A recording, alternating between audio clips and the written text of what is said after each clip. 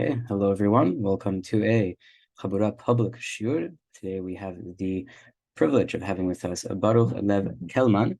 We're going to be discussing Hakham Templo and the Jerusalem Temple, topic I have very little knowledge about, so I'm very excited for today.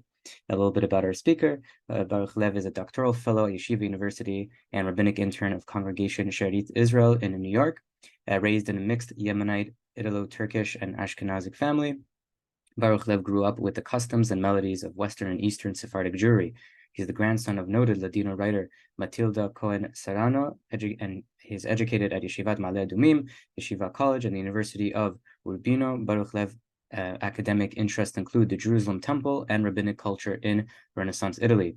At Yeshiva College, he served in the Center for Israel Studies, contributing to the exhibit Samaritans, a Biblical People.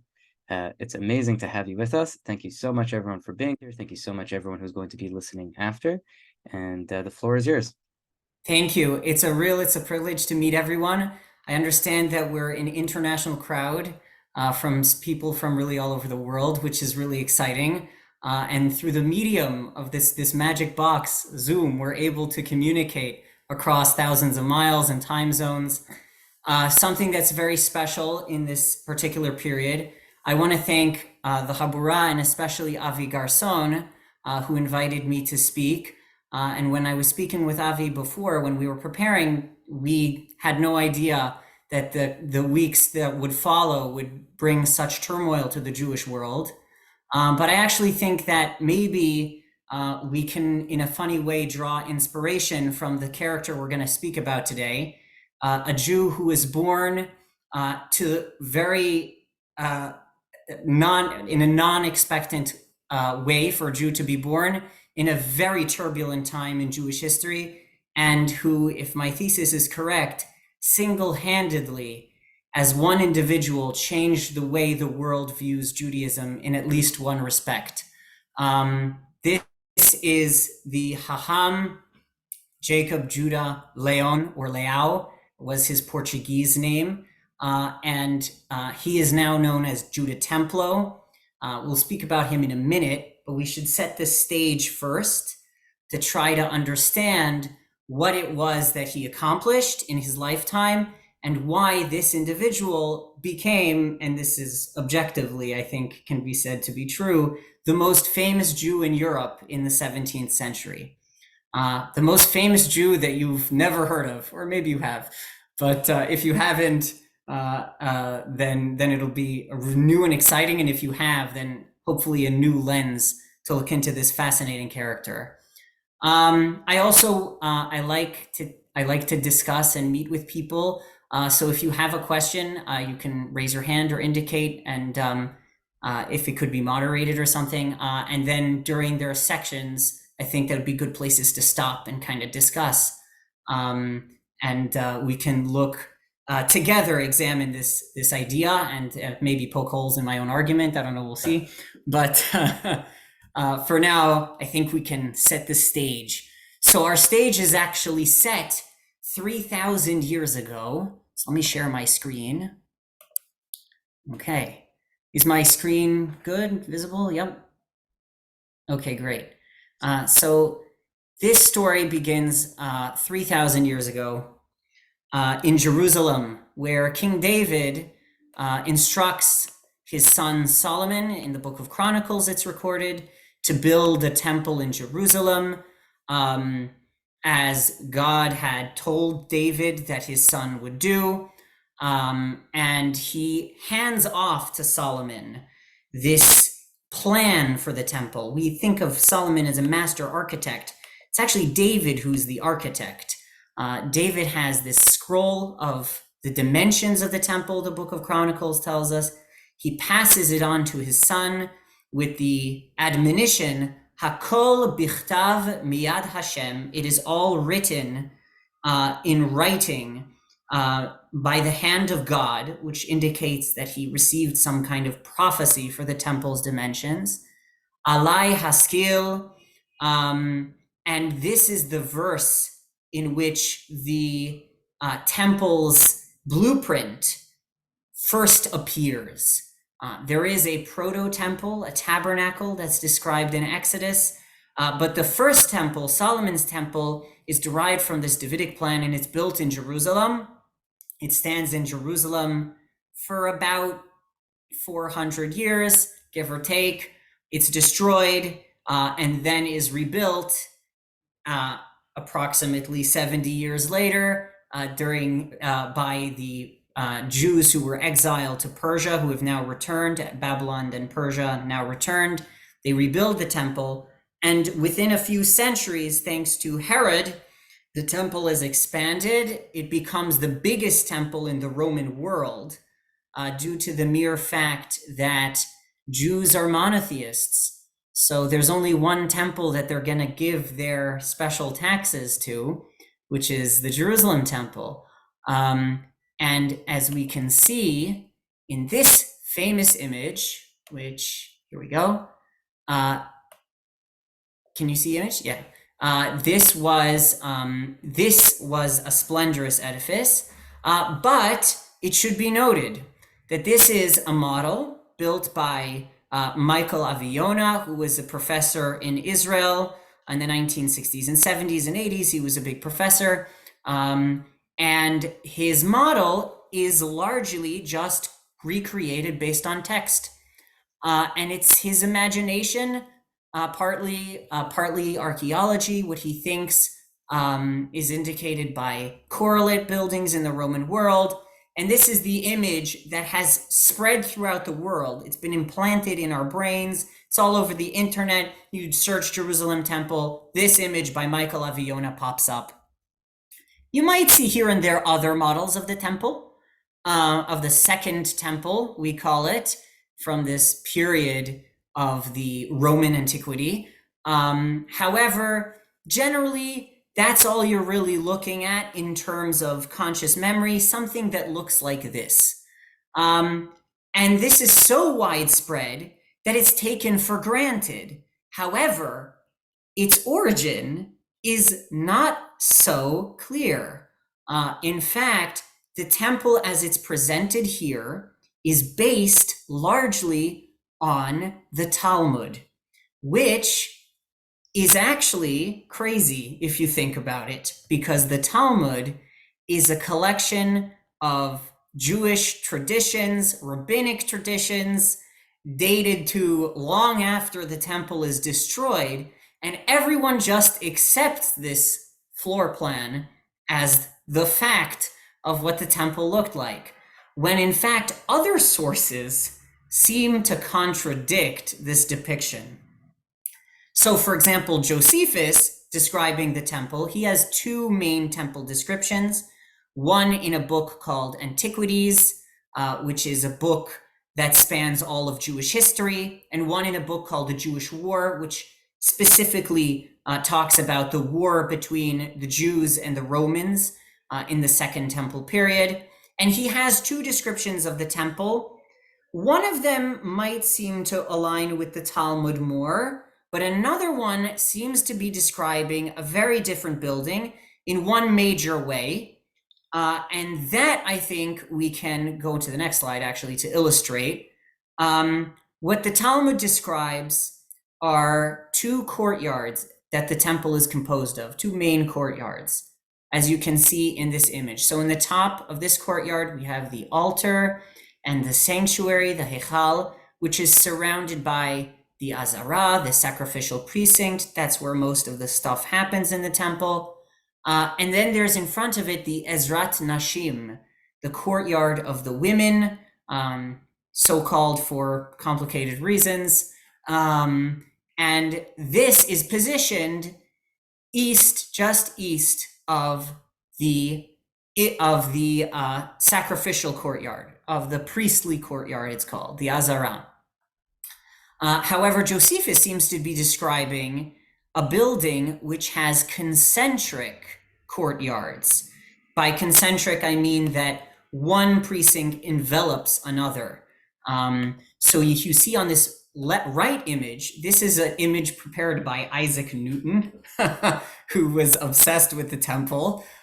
There's a good book about it, which I have somewhere, which you can find online. I think it's called Isaac Newton in the Temple of Solomon. He kind of was he believed in all sorts of apocalyptic things, and he was very interested in the Hebrew Bible. But you can see here, his model corresponds to what Josephus seems to be describing in one of his accounts, which is a precinct inside of a precinct. That is also attested to in Ezekiel, in the book of Yechezkel. Yechezkel has this vision, the prophet at the end of the book, after all the calamities that are befalling Israel, he sees a future Jerusalem with crazy measurements that are ridiculously unfathomable. But one of the things that he sees is a description of the temple. We'll look at that in a second. Ezekiel's temple is also concentric. This model is based off of Ezekiel's model. There are other descriptions of the temple in the book of Kings, in the book of Chronicles, talking about when Solomon built the temple. They're a bit more vague.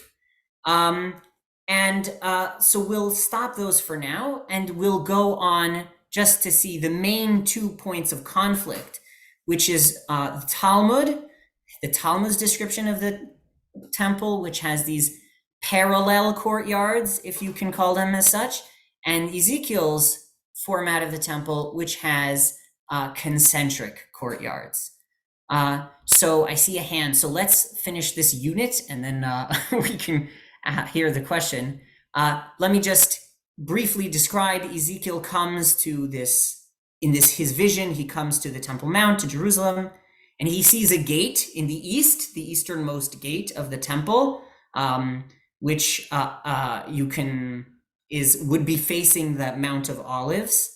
And he sees at the gate this figure who shines like copper, this angelic figure maybe, who has in his hand, and this is an important image to keep in mind, a cord of linen and a measuring rod. A measuring rod is how architects used to measure buildings. It's basically a rod which is notched to give you units of measure. And the cord of linen also helps you establish measure. It's easier because you can bend the cord and wrap it around things, so you can get more accurate measures that way. So this angelic figure with the rod and cord, is describing to Ezekiel, he's measuring out the temple. He describes this eastern gate where he meets them. And then they move 100 cubits westward, and they reach another gate, the gate facing the outer courtyard. So this, in simple language, as we can interpret Ezekiel and how everybody had interpreted Ezekiel for probably at least a millennium during the late antiquity and during the Middle Ages. We'll talk about that later. Ezekiel is describing concentric courtyards, one outer courtyard facing one inner courtyard. Well, the Talmud describes one courtyard parallel to another courtyard. Okay, so that's the idea. Yeah, I saw a hand.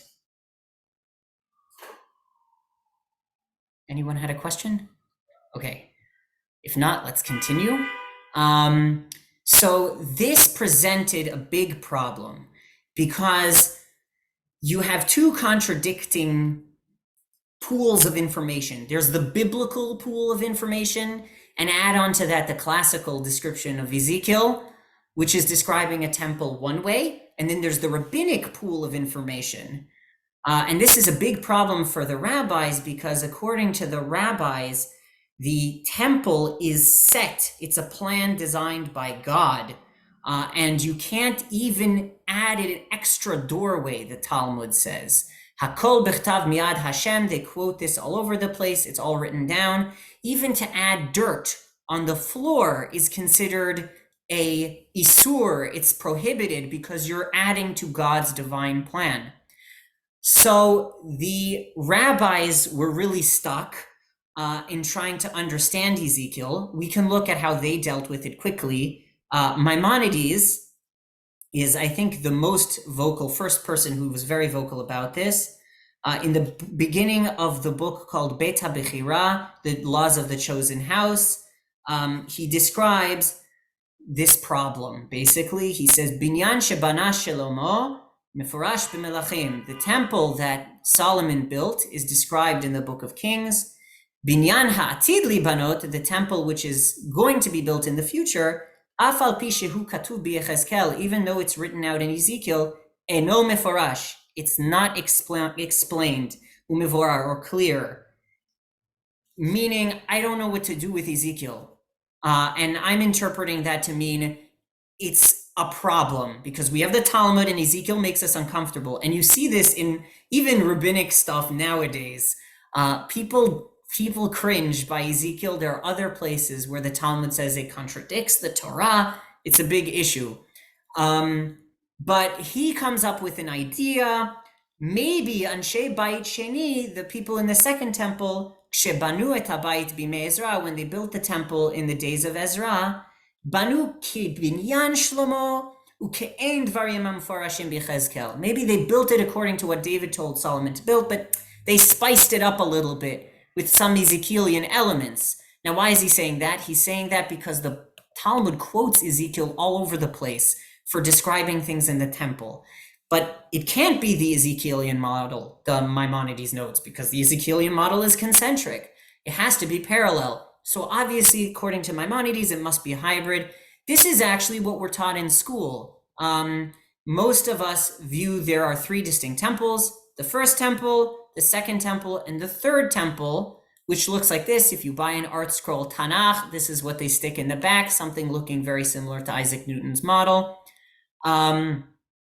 And most of the Rishonim who are explaining Yechezkel seem to take that approach, that Ezekiel is describing a far-off temple. I don't know how it fits with this idea that the temple is immutable. I guess it's not so immutable. And in fact, Maimonides doesn't quote that concept that the temple is immutable anywhere in his entire book. And he says something else very strange, which is a tangent, but he says that there are certain things which are ikar, certain parts of the temple which are important to have. But he's making that up, I think. I don't think that that's based on anywhere in the Talmud. But okay. But so that's how the rabbis kind of dealt with it. But and the way rabbis generally dealt with things in the Middle Ages, which was, we follow the Talmud. Don't give me the Bible. It's okay. It's fine. But on the other hand, this proved to be a problem because when Christians start reading the Bible, there's a professor, her name escapes me, I feel terrible, but she points this out. When Christians start reading the Bible and reading the Talmud, they realize the Talmud doesn't say the things that the Bible says. And this is theologically problematic because the whole reason Jews are kept around is because they testify to the truth of the Bible. But wait a minute, they don't even follow the Bible. So this, according to this professor whose name escapes me, this is why actually anti-Jewish thinking might be picking up in the later Middle Ages. But by the early modern period, you have statements like this. So this guy, this Benedictine monk, Antoine Augustin Calmet, I don't know how to pronounce that, whatever. In his Dictionary of the Holy Bible, you might have seen images from this book. It's this massive book with all these little lithographs, prints. He says, he mentions the difference between the Ezekiel's courtyards and the Talmud's courtyard. He throws out the Talmud. He says, neither the Talmudists nor the rabbins are of antiquity or authority sufficient to provide an accurate description of the temple. They're making stuff up. Ignore the rabbis. They don't know what they're talking about. This is the model of the temple. Yes. Another question. Yeah. Somebody wrote in the chat, is the Professor Amy Jill Levine? Possibly. I'm sorry. Okay, if it is, the Talmud says, Kol haomer davar b'shem omro mikarev et hageulah. To quote those people who need to be quoted for their ideas, we bring the redemption. So let's hope that it is her and we can get credit for that. Okay, so that's the first part. So to summarize again, we have two models, a rabbinic model of the temple, which is parallel, and a biblical model of the temple, which is concentric. Okay, now that's fine because rabbis don't really care what the rest of the world thinks of them until the early modern period, because suddenly the rest of the world has become a part of them. I don't think I need to go into too much detail about the story of the conversos. This is the Habura. We're all descendants of Spain, or at least very well informed about it. And we know all about the expulsion, but some Jews got stuck in Portugal because the king didn't want to expel them. So he forcibly baptized them and then suspended the Inquisition. So they kind of like do their own thing secretly. Unless you're Bibi Netanyahu's father, then they don't exist, and they're created by the suggestion of an Inquisition, whatever. And suddenly in the 1550s through the 1600s, you have thousands of conversos, new Christians, descendant of Jews, who are escaping Spain like out of a boiling pot. And they're going to anywhere where they'll take them. One big place they end up is Amsterdam, which is the first big Spanish-Portuguese community, the birthplace of the Western Sfaradim. And there's a big problem that these conversos have when they encounter Judaism again, when they re-encounter Judaism. See, they have been living as Christians, and they don't really have Talmuds on their shelves. So they know they don't like the Old Testament, the New Testament. They know that that's not what they're supposed to be reading, but they don't have anything else. So what do they think? Oh, we're Jews, right? What do Jews do? We read the Old Testament. So they read the Old Testament. And the problem that we know is that the Old Testament sometimes doesn't sound exactly like it's talking about what the people do in the Talmud. There's a lot of differences. And when they arrive in Amsterdam and they're told things like, oh, no, we keep 2 days of Passover, they go, what? And one of these guys who goes, what, caused public trauma, communal trauma that echoes to this day. That's someone who is very romantically depicted in this image in a hilarious way, which is Uriel da Costa. Uriel da Costa, there's a professor, Matt Goldish, who's really an expert on this idea at the University of Ohio. So he talks about the fact that Uriel da Costa, we consider him like the precursor to Spinoza, who is born about, he's actually, I don't know if he's alive around the same time, but he's definitely, he comes to prominence decades later. And in this image, there's an imagined romanticization of Uriel da Costa, the elder, advising the young blonde Spinoza, which he wasn't blonde, we have pictures of him.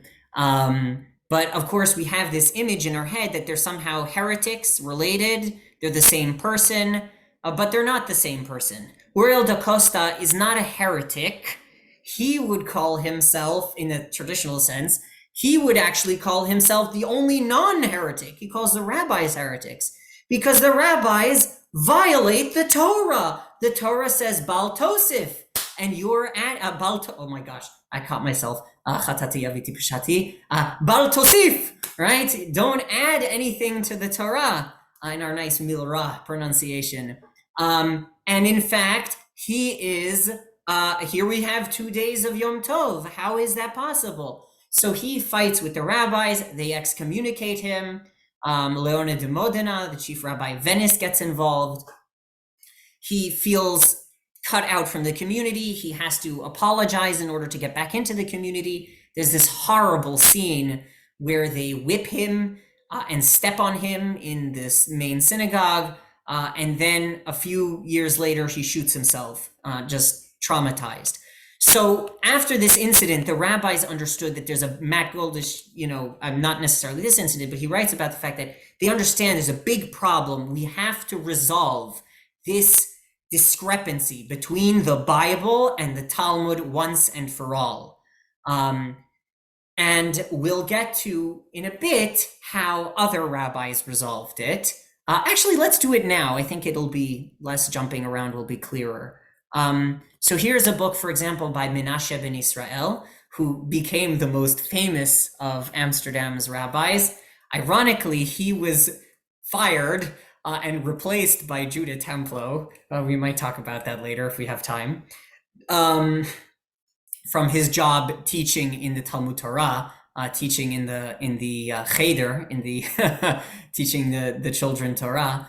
But he writes this book Tesoro dos Dinim, which is a great example of this. It is a Spanish compendium of halakha, which does just this in many places. It takes something rabbinic and it does like a drasha. It tries to show in the verses of the Bible how you can understand the rabbinic reading of that.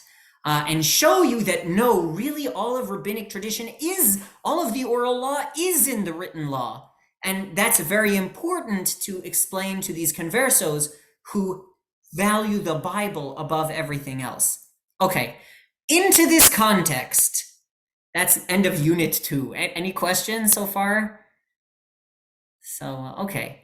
So basically now we have two issues. We have a rabbinic temple and a biblical temple, and now we have a biblical people who are encountering a rabbinic people, and they have to unite, but there's a problem. Okay, so moving on. And this is a problem for Christians who are making fun of Jews, who think that the Talmudic model is ridiculous and the Talmudic law is ridiculous, but that's changing during this time period. And then this is also a big problem for Jews who need to, explain to these conversos why they should follow rabbinic law.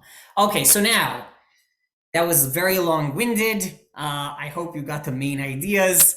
I know I ramble a little bit, so please tell me if I am, indicate that. We get to our hero. Jacob Judah Leao, we don't know if that's his birth name. His surname is Leao. He's born probably in Portugal in 1603, which means he's probably born as a Catholic, to converso parents. He is brought to Amsterdam when he's very young. The family reverts to Judaism, and he's enrolled in the local schools. He studies together. We think he's in school together with Menashe ben Israel and maybe Yitzhak Abu Abde Fonseca. And he studies, he becomes a Hakham, he becomes a rabbi. He's sent off to Middelburg, to be their rabbi for a bit. He comes back, he ends up teaching in the Talmud Torah. And he is an eccentric character. A very eccentric character. I think we can call him a dreamer. He's very visually oriented. It's not sure if he's an artist himself or he's getting the help of artists to realize his visions, but he's a little absent-minded. We're told that the Parnasim used to be very upset because the heads of the community would go to check up on his students, and they would see they're learning alone. And they would say, "Where's your rabbi?" "Oh, he's off doing his temple stuff somewhere, who knows?" And they would get very upset. But here you have two images of him produced by Salom Italia. This is actually, it's a bit of a side point, but I have to mention it because it's hilarious and it'll be a nice little thing for people to see. These are two images. The one on the left is created first. And it accidentally reverses the image of the temple on the bottom. It's facing north to south instead of south to north. So he got the engraver to fix it, to switch it back, which is what you see on the right. You also see this guy in both pictures, the angel with the rod and the cord. This becomes Judah Templo's symbol, which is important. Keep that in mind. And then also, this is funny. As long as you're fixing up the image, I think he's telling the engraver, "Can you add hair, please? Because I don't want people to think I'm bald." I think that's what's going on here. But who knows? I don't know. I'm not so expert in these things. But yeah, I think that might be what's happening. But anyway, so Judah Templo, I want to just read beautiful. I'm trying to give information, but there are some historians who can tell stories. Simon Schama is one of these. He has these beautiful histories of the Jews. They're like for the public audiences, and they're very fun. So he describes He describes the queen, Henrietta Maria, exiled Queen of England. She's in exile. She's on holiday in Amsterdam. She visits the Jewish community. Menashe ben Israel, it's like the high point of his life. He writes about it like forever. He gets to speak to her, which the Parnasim, they don't trust him as a Talmid Chacham, why that's the case, who knows? But they're like, oh, if anyone can speak to the queen, it's gonna be him. So he orates very fancily in his 17 languages that he speaks. And then afterwards, according to a story, which might be true, but we can't prove it exactly, Henrietta Maria and the children walked a few hundred yards around the corner from the synagogue, where they stopped before a modest house bearing a plaque set into its wall, indicating that they had just arrived at King Solomon's temple. There they were greeted by another acquaintance of Huygens, who's giving them the tour in Amsterdam, a man dressed indistinguishably from any good Christian of the day, the same black skull cap wore by Calvinist preachers, the same fallen lace and linen collar, which actually disappears in the second image. So I wonder if he was like, don't give me that non-Jewish thing, but who cares? I don't know, who knows? Same modest black coat, same neatly trimmed whiskers, and beard, and he says, bright as a button, Jacob Judah Leon, whom everyone called Templo. Actually, it might be that Templo is a moniker he gets later, but he ushers the queen into his house. And who is he? According to Simon Schama, he's the first showman of the Bible. Here he is amid the tents of Israel. How goodly they are. The staff of Moses, which is a mistake. It's Ezekiel. So we should tell Simon Schama that he got that wrong. Itself the ancestor of Templo's own trusty pointing stick, whipping around. And in his own way, Templo is a miracle worker. His inspiration powered by the breath of God. The genius of the Jewish story he has realized is its portability. The first tabernacle was made to be on the move. The first ark, a cupboard on a litter, capable of being borne into battle. So he makes his model temple collapsible and modular, each part numbered and designed for swift reassembly. In The Hague and Haarlem, at the Midsummer Fair, he would establish his model on a big site enough to take, he would establish himself on a big enough site to take the model. Payment of a modest entry fee gave access to the model, and for even a goodly temple builder needs bread, soup, and herring, right? This is great.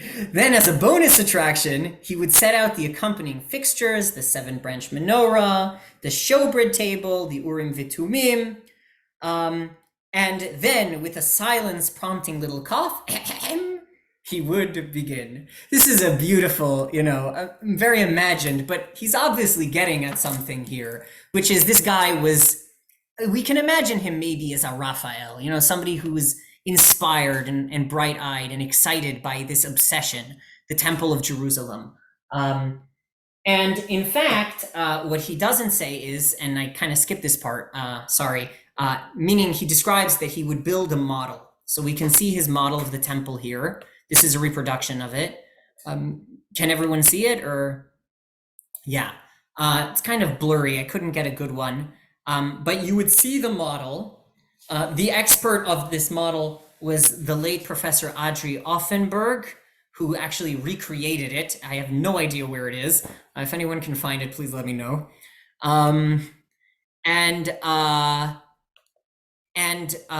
In here, he also had a little pamphlet, the Retrato del Templo de Salomón, the treatise on the Temple of Solomon, which was kind of like a little guide that you get when you go to a museum. You get like a little pamphlet and you can go, oh, that's what that is.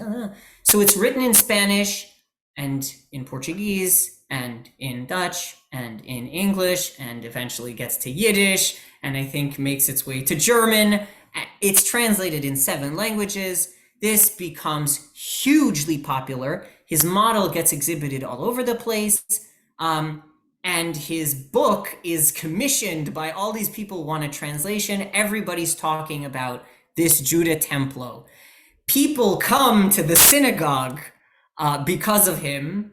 This is described in Rembrandt and the Jews by Stephen Nadler. People come to the synagogue, and the Parnasim, it drives them crazy. All these non-Jews are coming, and they can't do anything about this guy because he's become quite independently wealthy. He gets into a lawsuit later in life with his own daughter and son-in-law, but that's for the rights to his temple model.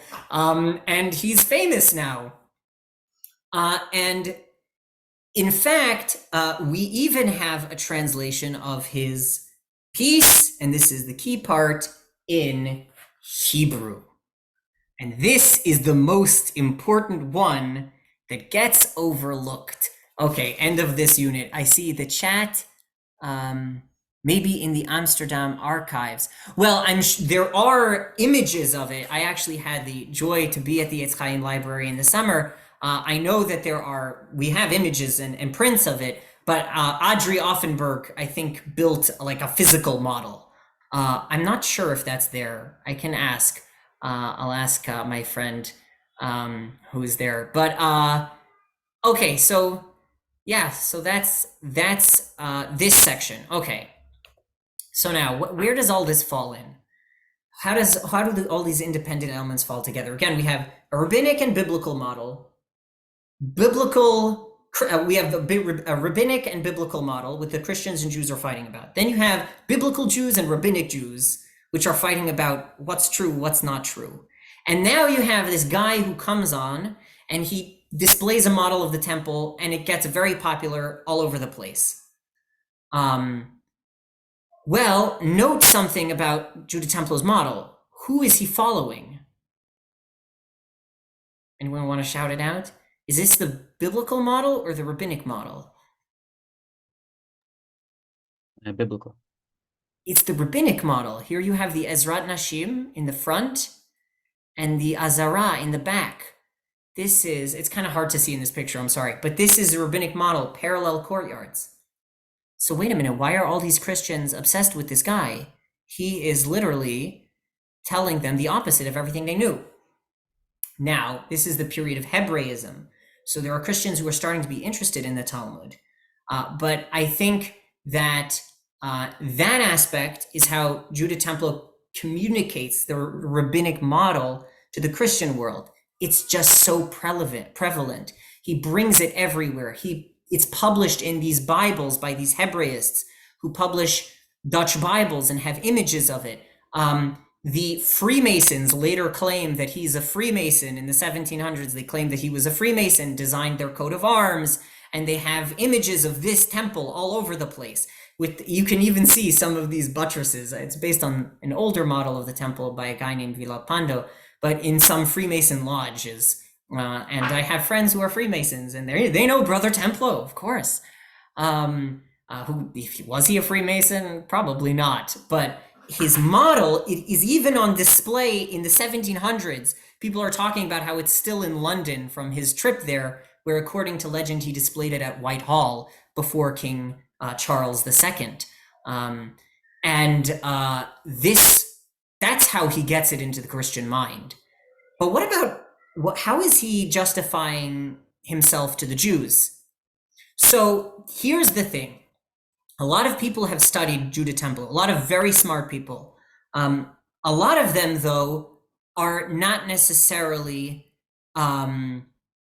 like people who are in the field of Talmud. So they might miss some things in the Hebrew translation, which I think are very blatant. This is where my thesis comes into play. Which is, a lot of scholars just assume he's presenting the rabbinic model. It's a polemic, and that's what's happening here. But actually, if you read Judah Templo's book in Hebrew, I think we have some time to read a few excerpts. We'll see he's doing something different. Yeah, 2 questions. What about this image? Let me see. Is everyone seeing this? Oh, that's beautiful. Can everyone see this? Yeah, that's really nice. Thank you. Now you can really see, right? Ezrat Nashim. Oh, I should save this. This is cool. I don't have an image like this. And you can see the Ezrat Kohanim in the back here. It looks a little bit like Versailles, you know? Well, because that was the style. Okay, how do I get back to here? Okay, here we go. All right, so let's look at this a little bit. So we have in his introduction, very clearly states on the first page that this is Hinena ta hakore, okay, whatever, blah blah blah blah. This is all based on Mipnei Sifrei Chachmei HaMishnah, the people, those who are authored the Mishnah, the Beit HaGadol VeHaKadosh Asher Asah HaMelech Shlomo, the temple that Solomon built. So it's very clear to him. He thinks the Talmud is describing Solomon's temple, and he says you should know that this temple is very important. Why is it very important? Because it is conceived of by God. Ha'ikar Harishon, the most important thing to know about the temple is that this temple was nivneh b'nitznat melech aritz v'chacham me'od. It was built by this really smart king, King Solomon, who he's obsessed with. He even names his son Solomon. And what was it built on?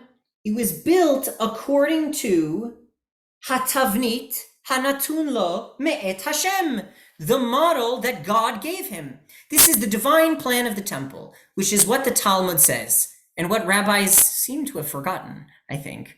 But this is a key important factor. The temple is immutable. Maybe not forgotten. That was a bit, that was me going into romantic rabbinic mode, not so much academic mode. Let me go back to academic mode. Okay, so that's key. But then he also says, oh, wait, but there are differences between the second temple and the first temple and the future temple. And he says in a list, he lists them in a sentence. They're very minute. He says, if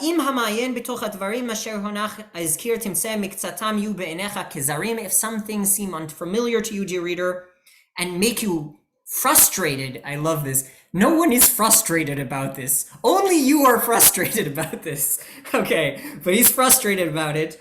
Well, don't be alarmed, because all these things, the fortress that's in the northern section of the temple, the Fortress Antonia, and this big hall that's in front, that's twice as high on the southern side of the temple, the royal stoa, and the golden grapevine that's in front of the temple, and the picture of the city of Susa on the eastern gate of the temple, and the crowns of gold affixed to the windows of the temple sanctuary. All of these things, they were only in the second temple, not in the first temple. He lists them very specifically, nothing to do with the courtyards. And then he says, oh, and there are also some things that will be in the future temple, like the water that comes out miraculously from under the temple. We can see the water spilling out here, spilling out into the Mediterranean, where according to the Bible, they'll make the Mediterranean sweet, and you'll go fishing in Ein Gedi, and they will heal all sorts of sicknesses. That's key. So then wait a minute, what's going on? How can Judah Templo be reading this future temple as corresponding to the ancient temple if clearly we can see with our own eyes that Ezekiel is a totally different book?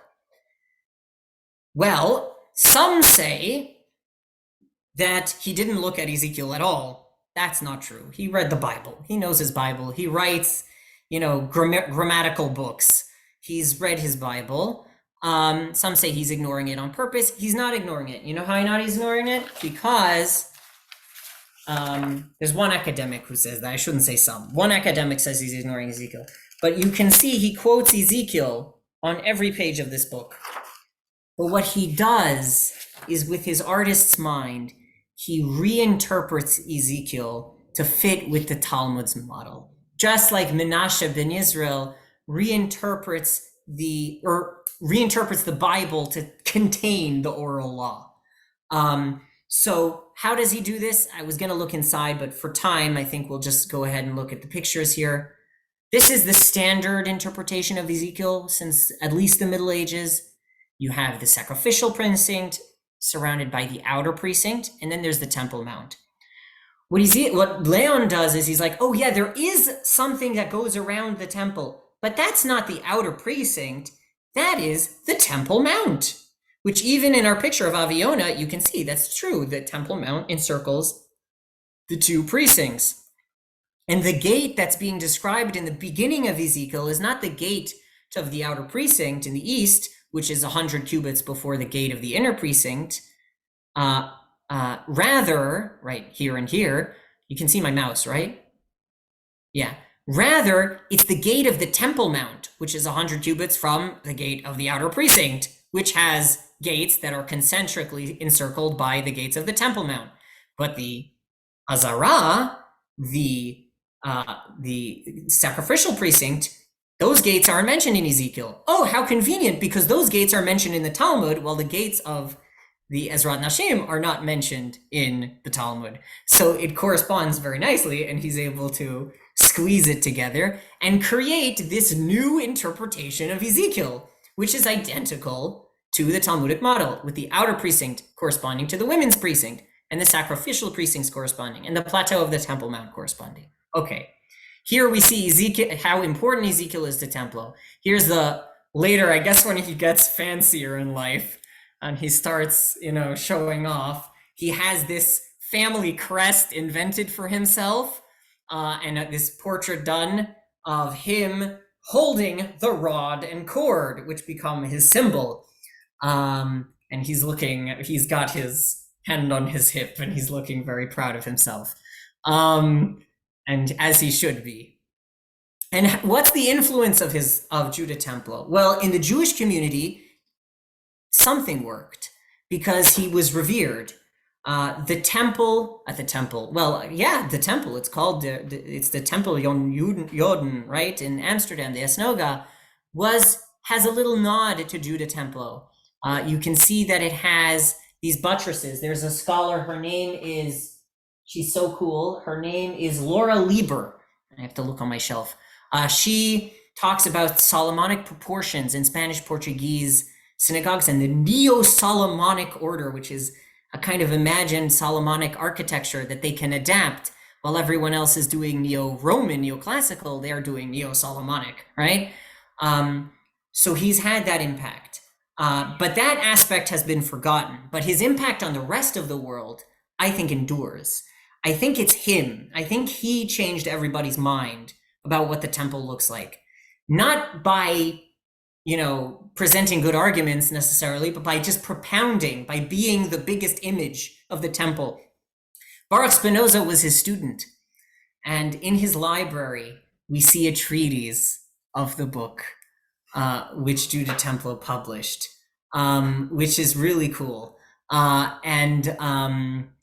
It's in the inventory there. And Judah Templo's model, I think, is really why the entire world takes the Talmud for granted. And now they have to come up, Lawrence Schiffman has a great article on this, on the different models of the temple in Josephus. They have to deal with how do we interpret Josephus? Nobody says, how do we interpret the Talmud? It's taken for granted, and it's because of Judah Templo. So that's really cool. And actually, before I break for questions, I want to take off my academic hat and first say my little idea, which is I actually think he might have stumbled onto the Talmud's interpretation.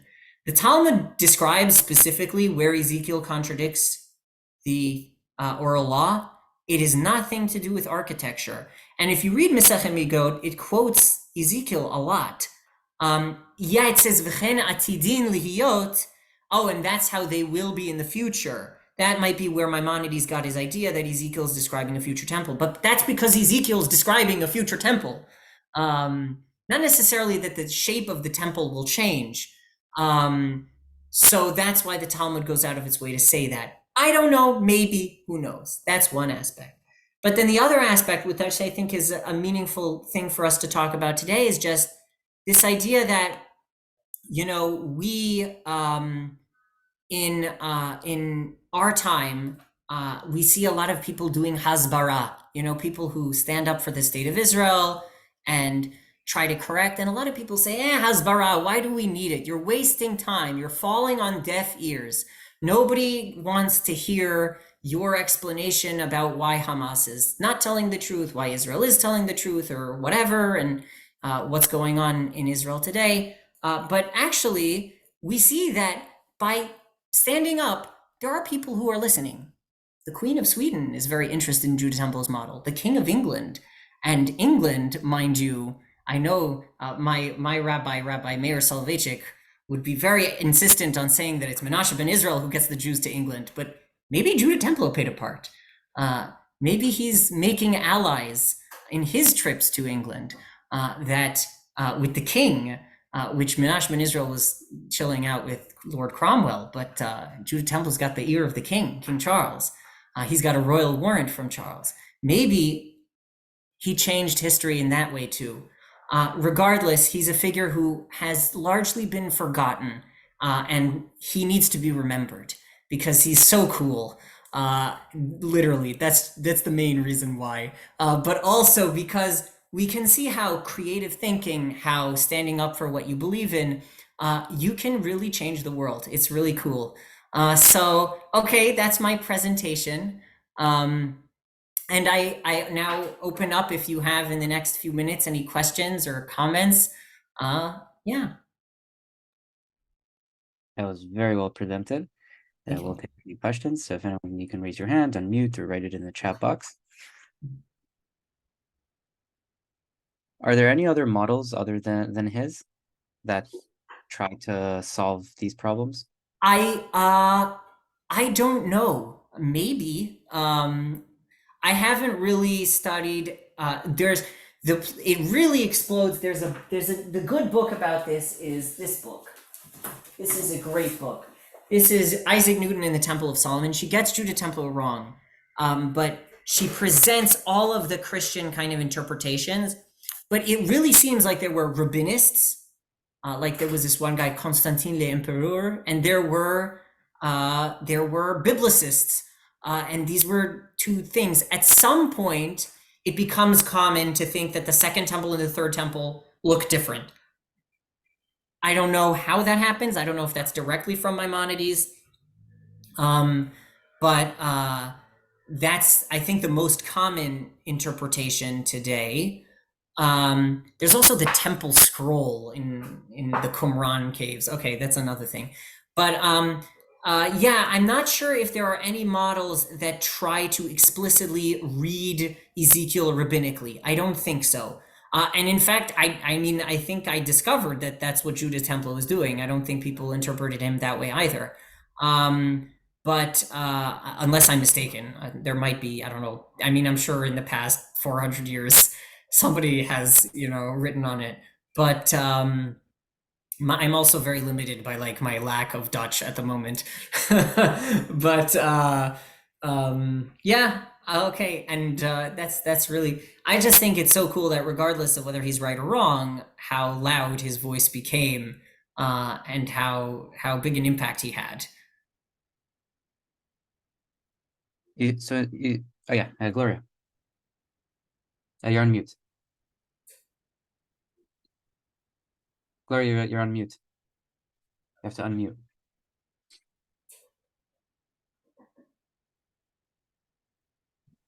There. Can you hear me? Yeah.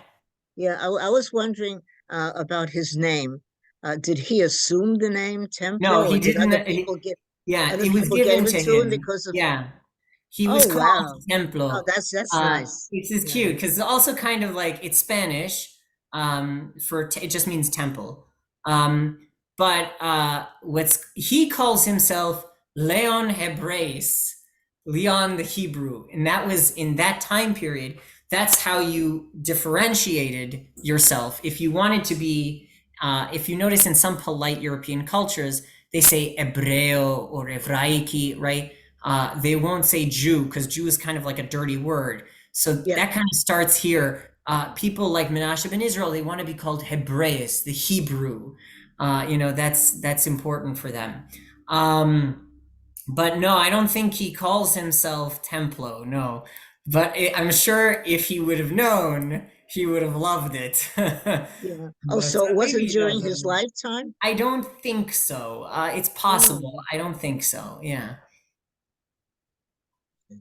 Thanks. Oh, we have a file. What is this? Oh, this is his signature. Jacob Judah Leon. What does that say? De Leoni. Wow. Yaakov Yehuda Leon. Oh, it's signed twice. I'm not sure what this is from. Could we have some? And Avram Yehuda Leon. Oh, look Can at we these. see it? Can we see it? Yeah. Oh, let me share this. This is cool. That is his signature from Livorno. Wow. Thank you, Noah. That's so cool. Wow. Oh, I have to download this. But what is it from, some document? Oh, I can click on this thing and yes, save in pictures folder. Okay, awesome. Thank you. That looks like members of his family, I think. Is that possible? Is it like a census? Wow. Okay. That's cool. I think Can we that's see? Can we see? Oh, it's okay, let me share. I thought I shared it. Share screen. Oh, how do I get out of here? No, I'm sorry, I don't know how to do it. But it's in the chat. It's down in the chat if you click on that. I'll send it to you later. I know where you live. Anyway, all right. So if there's oh yes, thank you. Thank you so much for bearing it. I hope that the ending was cool resolution. And thank you so much, Noah. That's so we got a lot of cool things here. Awesome. And also from cool. All right, awesome. All right. So take care and all the best to everyone. Stay optimistic in this time. We can all make a difference like Judah Templo. Okay, take care. Thank you so much, everyone. Laila Tov. Laila Tov. Thank you. Thank you, Noah. Thank you, Noah. Hi, Tzvi.